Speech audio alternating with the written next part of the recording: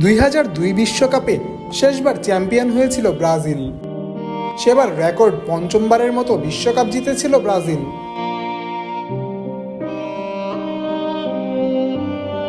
এরপর থেকে শুধুই হতাশাই সঙ্গী হয়েছে সেলেসাওদের। এরপরের 5 আসরে মাত্র একবারই কোয়ার্টার ফাইনাল পার হতে পেরেছিল ব্রাজিল।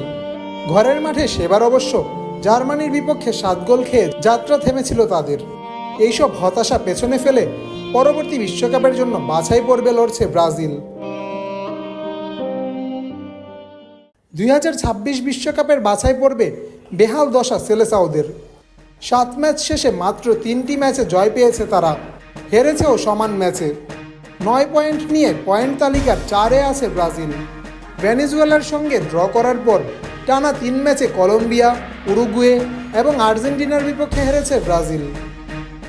অবশেষে গত ম্যাচে রদ্রিগোর একমাত্র গোলে ইকুয়েডরকে হারিয়ে 4 ম্যাচ পর জয়ের দেখা পেয়েছে ব্রাজিল। ব্রাজিলের এমন বাজে পারফরমেন্সের পেছনে অনেকেই নেইমারের অনুপস্থিতিকে কারণ হিসেবে দেখছেন।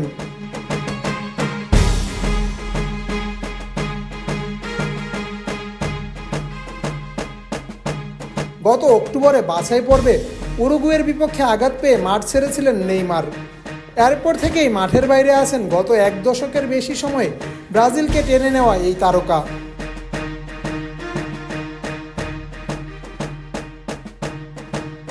ইকুয়েডরকে হারিয়ে ব্রাজিলকে জয়ের ধারায় ফেরানো রদ্রিগো তো মনে করেন 2026 বিশ্বকাপ জিততে হলে ব্রাজিলের নেইমারকে লাগবেই।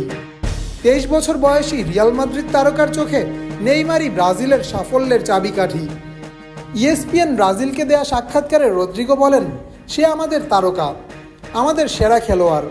সবাই দেখতে পারছেন তাকে কী পরিমাণ মিস করছি আমরা। সুস্থ নেইমারকে পাওয়া, যেটা আমরা সবাই চাই। সে সেরে ওঠার শেষ ধাপে আছে। আমরা তাকে যত দ্রুত সম্ভব ফিরে পেতে চাই।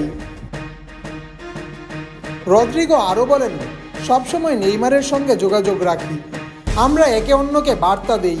সে এই মুহূর্তে তার দলের সঙ্গে অনুশীলনে ফিরেছে। সে একজন দারুণ সতীর্থ। আমার খুব দুঃখ হয় যখন কেউ তাকে নিয়ে বাজে কথা বলে, কারণ সে তেমন মানুষ নয়। সে সবসময় আমাকে বার্তা দেয়, আমাকে সাহায্য করে। আমি তাকে ভালোবাসি। আমার আদর্শ জন্যই শুধু নয়, একজন ব্যক্তি হিসেবে সে নিজেকে যেভাবে উপস্থাপন করে তাতে একজন চমৎকার মানুষ সে। জামান আশরাফ, টিম স্পোর্টস।